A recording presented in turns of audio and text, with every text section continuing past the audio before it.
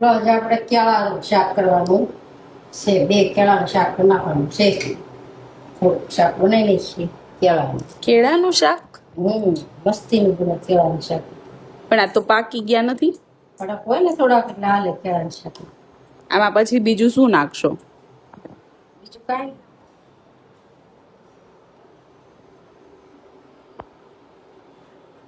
ચલો આજે આપણે કેળાનું રાઈ નખાઈ જાય ને પછી થોડી હિંગ નાખવાની.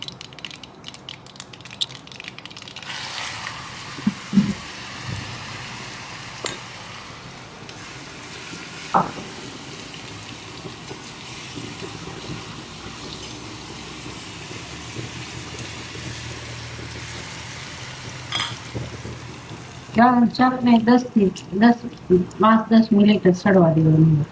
કેળા જલ્દી ચડી જાય ને બહુ.